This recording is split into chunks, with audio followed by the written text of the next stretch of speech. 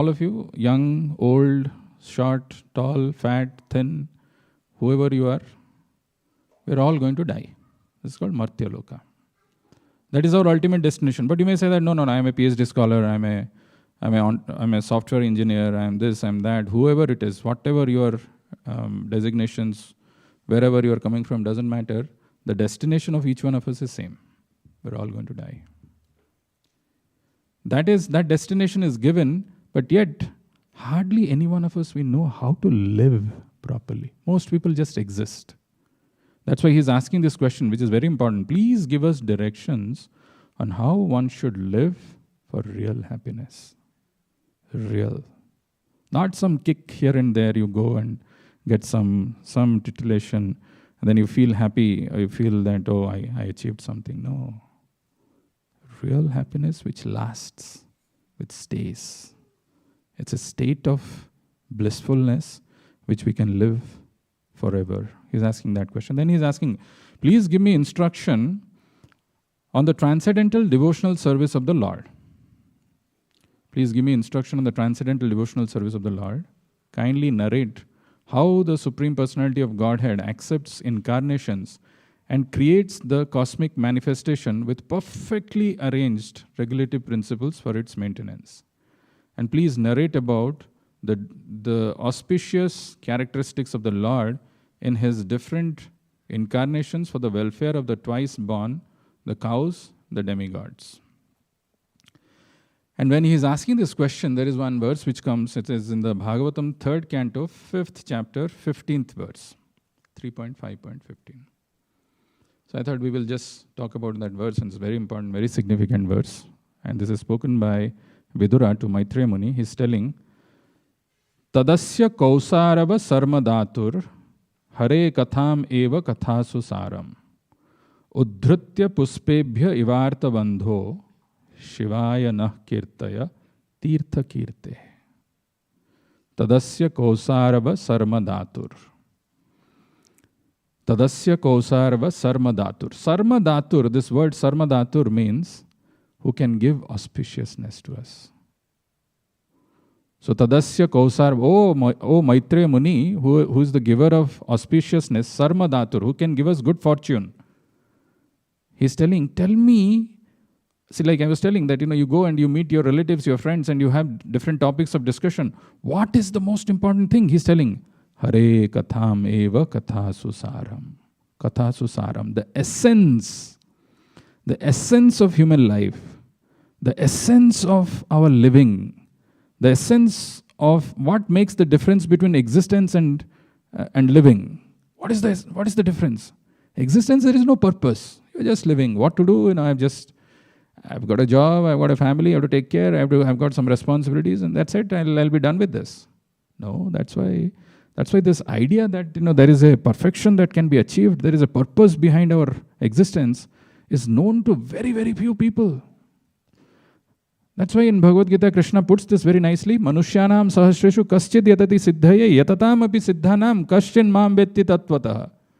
Manushyanam sahasreshu. How many of you are here? 40, 50?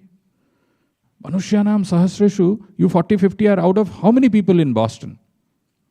Manushyanam sahasreshu kaschid yatati siddhaye. Somehow, some motivation, some inspiration, something you have heard here and there, you have come here. Manushyanam sahasreshu. Out of millions of people, somebody at least develops a desire that I should become perfect in my life. Siddha. Manushyanam sahasreshu kaschid yatati siddhaye. Yatatam api siddhanam. Out of hundreds and thousands and millions of people, those who are desiring to become perfect, out of those who are endeavoring, yatatam api siddhanam, kaschin mam vetti tattvataha. Lord is saying to know him is not easy. And why should we know? Here he is telling, Tadasya kausarava sarmadatur hare katham eva kathasu saram. Hare katha. Actually, glorious, fortunate, the most advanced people are those who get an opportunity to hear Krishna Katha. How many of you have been to any holy rivers in India, like Ganges or Yamuna, and have taken dip? Okay. How many of you have not done? if you have not done and if you're feeling that you're uh, you're missing something in life, don't be. Because what you are doing right now is far more auspicious. It is as good as taking dip in any holy river, or even more auspicious. Because this Harikatha, when it goes, it cleanses us, it frees us from all contaminations, externally and internally. Ganges only cleanses and purifies us externally. Because most people go with this idea that if I take dip, all my sins will go. The moment they come out, the sinful tendencies are still there inside and they continue doing sins. Again they go, when they feel that they've done a lot of sins, again they go and they take a dip. But Harikatha, it purifies our intention. That the idea of doing sinful activities. What happens when somebody does sinful activities? The idea of sinful activities is to enjoy. That is why people do sinful activities. Knowingly, unknowingly, they do this. But then what happens is they end up, as Bhagavad Gita puts it very nicely, in 3 conditions. Be it a raga. First is there is attachment. Attachment develops for this. All these temporary things, which we know for sure that this is temporary, but we develop an attachment. Bhaya, fear. What will happen to me? Yeah, she is saying, Nana, but bada ho jayega to.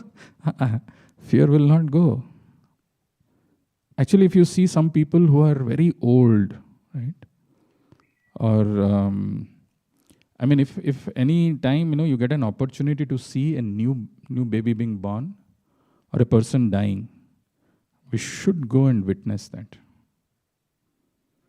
This rare gift of human life which is given to us, we don't really understand this completely. So bhaya is fear. Oh, everything will be taken away from me. There is how many of you know our Acharya Srila Prabhupada? How many of you don't know who is Prabhupada? Look there. Right? He's Srila Prabhupada who started this Hare Krishna movement. One interesting thing about Prabhupada was, very, very interesting. He came at the age of 70 to the US. Anybody here 70-year-old? Okay. Did you come at 70? Okay. You would have come to your children or someone who's staying here, isn't it? Prabhupada, oh, you're staying here. No. What age did you land here? 58, okay. Imagine if you are asked to come at 70 and you don't have any contacts, any relatives, no money, nothing, and you don't know anyone. Nobody is there to receive you. Now you're, you said you're now 70, is it? Yeah. 70. So imagine this condition if you have to come to a new place, new people, unknown environment, unknown climate. How will you survive?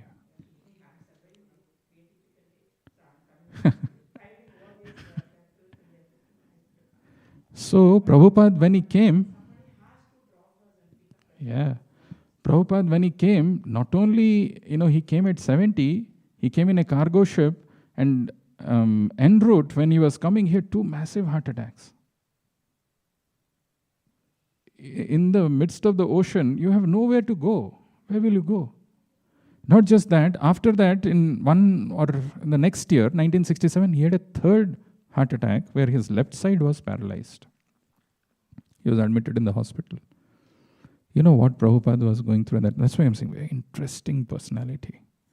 You probably may visit many other temples, but you don't know the great fortune of coming to the temple where a pure devotee like Srila Prabhupada is there and you're hearing his words. The words spoken by normal people like us do not have any power. Words spoken by a pure devotee. Those words are not ordinary words. They go and touch the lotus feet of Krishna. And when they touch the lotus feet of Krishna, the dust particle which are there in the lotus feet of Krishna, they come because of the sound vibration being transmitted and touching the lotus feet of Krishna. Those dust particles come and they hit us like this. So in this human life, when we are in sleepful state, forgetful of our constitutional position, we suddenly get a jolt and we become awakened about our spiritual life. Prabhupada, when he was admitted in the hospital in 1967, he wanted to talk to the doctors and the nurses. And he was telling that he was not able to speak. His left hand is paralyzed, left side is paralyzed. He was telling his devotees, whoever the few disciples were there, that you play some audio tapes, some audio recordings you play. And this was going on. And at that time, somebody asked a question to Prabhupada as to, what does it mean that the lotus feet of the Lord? We keep saying lotus feet of the Lord, lotus feet of the Lord. What is lotus feet of the Lord? The moment Prabhupada heard that, he was in pain. He was sleeping in one side, and he woke up and started quoting this verse. Samashritaya pada pallava plavam mahat padam punya yasho murare bhavam budhir vatsa padam padam yad vipatat natesha. Prabhupada was telling, pay attention. The children will make noise 5-10 minutes, not more than that. Prabhupada was telling, when we are going to die, as I mentioned in the beginning, we are living in this place which is called Martya Loka. When we are going to die, the pain that we are going to experience, the pain that we have to experience when the soul leaves the body, visualize this like a big ocean that you have to cross. Big, shoreless ocean. Imagine a big ocean and you are just drowning in that. And you have to cross that. It's a very excruciating pain. That's why it is called Samashritaya Padapallava Plavam. Samashrita is a big ocean of birth and death. We are stuck here. But anybody who takes the lotus feet of Krishna, Samashritaya Padapallava Plavam Mahat Padam Punya Yasho Murare. You take shelter of the lotus feet of the Lord. Then this ocean of suffering, this ocean, soreless ocean which is there in front of us, it shrinks. It shrinks to the size of the water that is contained in the calf's footprint. You can just jump over. Human life is meant for this. You may say that, no, I have got so many other plans, so many other things I have got. Forget about all those things. Forget about all those things.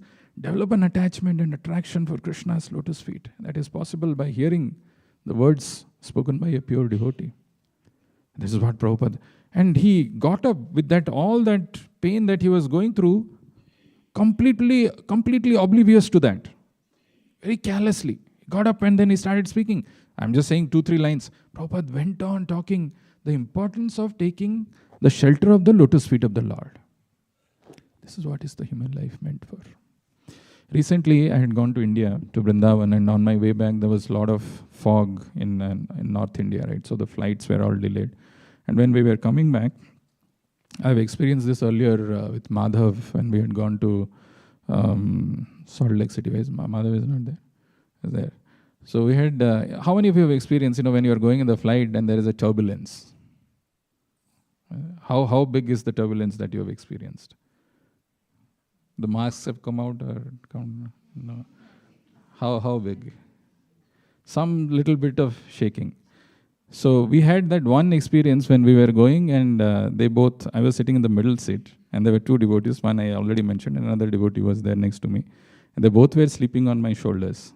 And then there was suddenly that jolt happened, and there was that jolt was so much.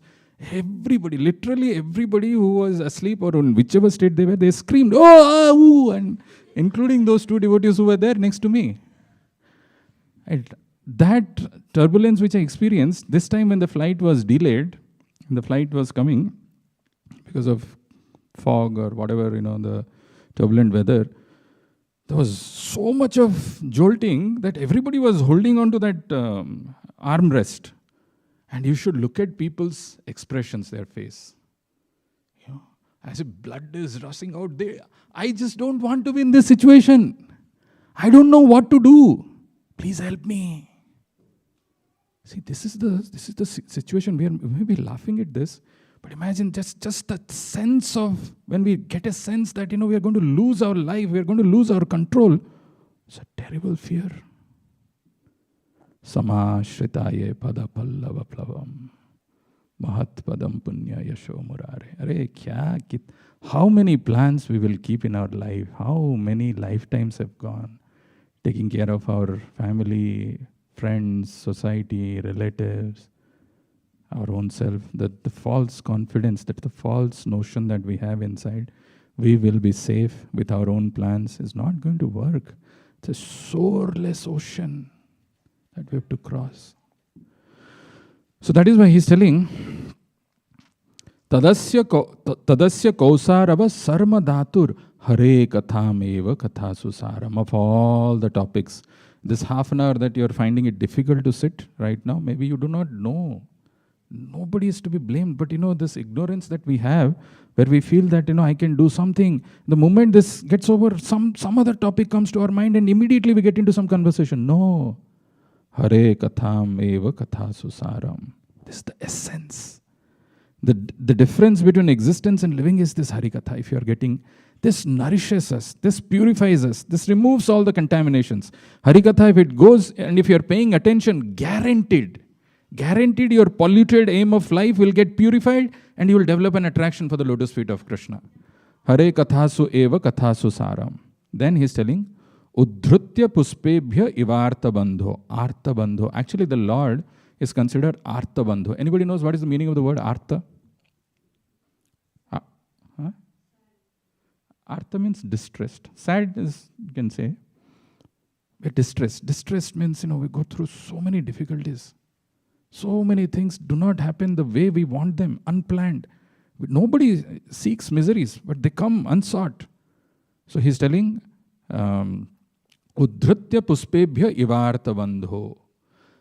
Prabhu was giving the example, few days, the last 2-3 days we've been hearing Prabhu's discourses. He was giving the examples of a honeybee and a fly. Honeybee, honeybees you've seen. What does the honeybee do? Where does it go and sit? Flowers. And what does it do in sitting in the flower? Rests for some time and collecting. Exactly. This is what honeybee does. He just goes, he's not, enamored by the variegatedness in the garden or something, goes to the flower and sucks or takes that honey. So he's telling the example is, Udhrutya puspebhya ivartha bandho. Udhrutya puspebhya. The essence of celebration is, giving attention to Harikatha. You will be the most fortunate today, because you are spending this half an hour and hearing the glories of the Lord from a pure devotee like Srila Prabhupada. This is his translation. Udhrutya puspebhya ivartha bandho shivaya nah kirtaya tirtha kirte. Tirtha kirti is another name of the Lord. The Lord has many names, and there in this verse, the Lord is addressed as Tirtha Kirti. And Prabhupada is translating this word Tirtha Kirti is Lord whose glories are sung in the places of pilgrimage. People go to places of pilgrimage, they see some broken temples, some unkempt roads, some not so well maintained things, and some other pigs and this thing, and they come back saying that no, ho gaya, darshan ho gaya. No. The idea of going to a Tirtha place is Lord whose glories are sung in places of pilgrimage. Tirtha Kirte. This place itself is a Tirtha. Yes, Boston, Massachusetts, Shrewsbury, 226R Grafton Street is a Tirtha, because we are hearing the glories of the Lord. Lord whose glories are sung in the places of pilgrimage. Before we close, as I said, there are 2 verses that I wanted to talk about. The second verse, very interestingly, people talk about, so many things they glorify. When I was in India, I came across one restaurant in North India, who was trying to sell curd rice. So curd rice in North India is like, it's an oxymoron, right? You have to literally. That's why you have to sell. Otherwise, what is the point? I mean, if it is South India, if there is no curd rice, people will probably go and what you have called us, and there's no curd rice. So there was this restaurant that we went in Delhi, and there was a video. There was a small clip Very interesting observation. If you see in life what people think of, he's promoting curd rice. So the promotion is like this. So he says, it's a video which is going on. So he's saying that, see the importance of having a South Indian meal, right? So generally we sing the song, there is Samsara Davanala, there we sing Chaturvidha Bhajante Mam. No, not Chaturvidha Bhajante, what is that? There are 4 kinds of, some food you can chew, some food you can drink, some you can lick, some you can suck. That is Sadrasa. Sadrasa is different. There are 4 kinds of things, but I'm coming to Sadrasa only. So there are 6 kinds of tastes that we have. Sweet, salty, sour, pungent, bitter. There's one more. I don't know what is the 6th one. There are sweet, salty, sour, spicy. Not spicy, I don't think. You can search. It is there. Sadruchi, you will find. If you search, you will find whatever that 6th one. So there are six palettes. 6 kinds of taste buds that we have. Right? So if you take a South Indian meal, and if it is going through, I'm just paraphrasing. I'm not saying exactly. It's very nicely done, actually. So he's saying it's like a GPS system. Right? So which part of the body it is going, you can feel it. Because the South Indian dish doesn't have the 6 tastes which I was talking about. It is spicy, first. Second one is super spicy. Third one is super duper spicy. 4th one is, it is explosive. 5th one is atomic. And 6th one is nuclear. So you imagine a GPS, right? You have taken the curd rice which is going inside, and you can feel it. But sometimes if the GPS is not working properly, the food is going here, maybe the pain is here. Now when this food is going through your bodily parts, every part of your body is resisting, pushing. Hey, idhar nahi, bhago. They're doing like that. And finally, it's like a war zone. In a war zone, when mayhem has happened, there's all destruction, everybody is lying in the battlefield or something, then you see there is the rescue or the help is coming in the form of a white ambulance. Okay, the white ambulance is curd rice. But there are people who don't take medicines or help from white ambulance unless the white ambulance has a red light on top. Right? And this red light is curd rice with pickles. Right. See, this is the description for promoting curd rice in a North Indian hotel. Right. Now, what I want to leave you with is a verse, this verse is composed by Vedavyas under the direction of Narad Muni. And mind you, Vedavyas is not some ordinary person. He's not glorifying some random things for some particular personal motivation or something. Vedavyas was the compiler of all the Vedas. 4 Vedas, 108 Upanishads, 18 Puranas, Itihasas, everything he has written. And he is yet not satisfied. There is a despondency. Is there anybody who has written any books? Any authors here? Not easy to write. He has written volumes of literatures. Everything he has given. And yet he is not satisfied. At that time, Narad Muni comes and tells this verse, which is very, very powerful. This verse comes in the Bhagavatam. This verse goes like this.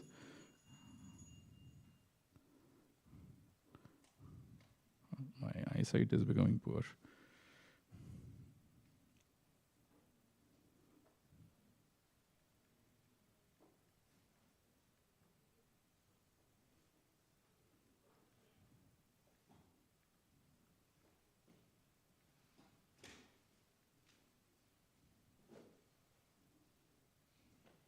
Just give me 1 minute.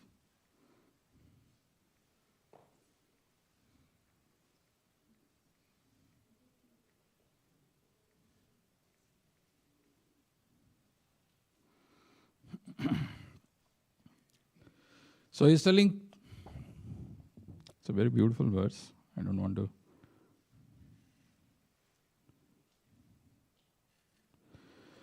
Tvamappi adabhra shruta vishrutam vibho samapyate yen vidam babhusitam prakhyahi dukkher muhur arditatmanam sanklesha nirvanam usanti nanyatha.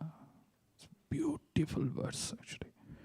So you see, Vedavyas, after having written so many things, glorifying so many things, still he was not satisfied, he was not happy. And Narad Muni, his spiritual master, is telling him, Tvamapi adabhra shruta vishrutam vibho samapyate yen vidam bubhusitam. O Vedavyas, O son of Parasar Muni, Tvamapi adabhra shruta vishrutam vibho. So many varieties of Vedic literatures are there. But you are not satisfied because you have not directly glorified Harikatha. Actually, the whole purpose of our existence is if we can develop an attraction for Harikatha. This is his instruction. The instruction which Narad Muni is giving is, please therefore describe the Almighty Lord's activities which you have learned by your vast knowledge of the Vedas. For that will satisfy the hankerings of great learned men. How many of you are learned men here? Great learned men? At least one person is raising hand. Who's that? Very nice. Some child? Or? Great learned men. So if you are a great learned man, your hankering will be satisfied. And at the same time, mitigate the miseries of the masses of common people who are always suffering from the material pangs. Arey, how many miseries people have, no, they just don't share. Outside, externally, you see everybody is smiling, they're coming with all makeups, all this thing, and they show, and then they go, and then somebody sees, oh my God, how nice this person is, what a life he has. Just ask people what's going on in their life. And if they open up, no, you'll be amazed. I was just thinking my life is miserable. Everybody? Yeah, all of us are in the same boat. So that's why it is telling, that will satisfy the hankerings of the great learned men, and at the same time mitigate the miseries of the masses of common people who are always suffering from the material pangs. Indeed, there is no other way to get out of such miseries. No other way. So on this auspicious day of Vaikuntha Ekadashi, when you have made this, as I said, no, you have made the best decision of coming, not just because you went through the Dwara of Vaikuntha Dwara, which is anyway, this is great. The best decision is to come to a Vishnu temple to hear about the glories of Vishnu. Like on this day, Namalvar could go back to Vaikuntha, which is free from all anxieties. And this world, you see, there is only anxieties, nothing else, only Kuntha. But this decision which you have done, which you have taken today of coming to the temple and having gone through the Vaikuntha Dwara, and giving yourself a chance to hear should not be only limited or restricted to one day. You should aspire, you should eagerly wait, you should eagerly hanker. And when you come and repeatedly hear, that is how you'll get a shelter at the lotus feet of Krishna. Samashritaya padapallava plavam mahat padam punya yasho murare bhavam budhir vatsa padam padam padam yad vipadat natishat. Otherwise, in this place of misery, in this place of dangers, in the place where we are going to die one day, Martyaloka, there's no other respite for all our miseries. So before I conclude, I want to chant one shloka. You can repeat after me. Actually, this shloka is chanted by Chaitanya Mahaprabhu when he was traveling in India, in South India pilgrimage. So with that, we will close. Krishna, Krishna, Krishna, Krishna, Krishna, Krishna, Krishna, Hey.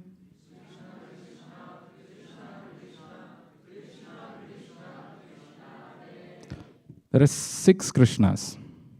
And then 7th one is Krishna Hai. Krishna, Krishna, Krishna, Krishna, Krishna, Krishna, Krishna Hai.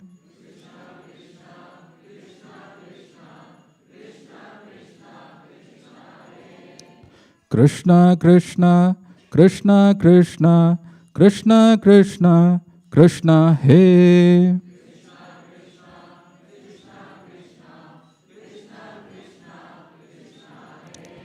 Krishna Krishna, Krishna Krishna, Krishna Krishna, Krishna He.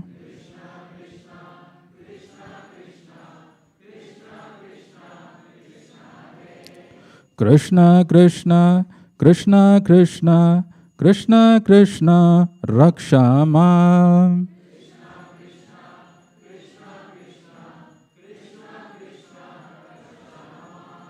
Krishna Krishna, Krishna Krishna, Krishna Krishna, Rakshama.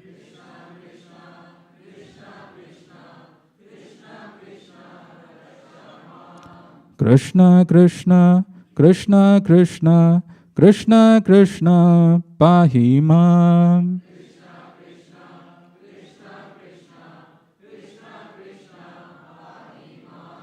Krishna Krishna, Krishna Krishna, Krishna Krishna, Pahima.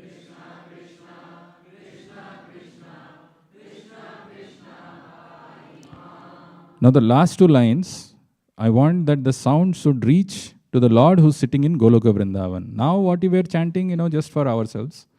Maybe the person sitting next to you could hear, I could hear a little bit. But now it should reach the Goloka Vrindavan. So you have to chant with that feeling and with that intensity. Okay? Rama Raghava, Rama Raghava, Rama Raghava, Rakshama.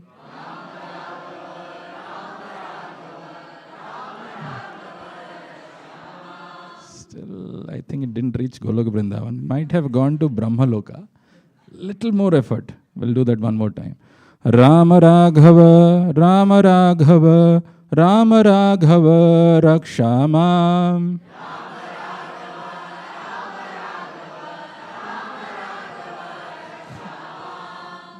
Vaikuntha. One more time we will try. Rama Raghava, Rama Raghava, Rama Raghava, Rakshama.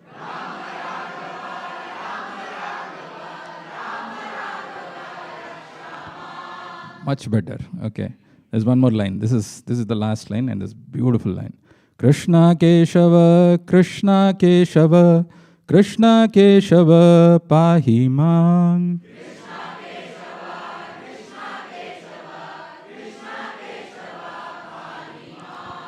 Krishna Keshava, Krishna Keshava, Krishna Keshava, Pahimam.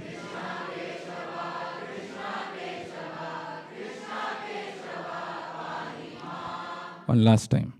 Krishna Keshava, Krishna Keshava, Krishna Keshava, Pahimam.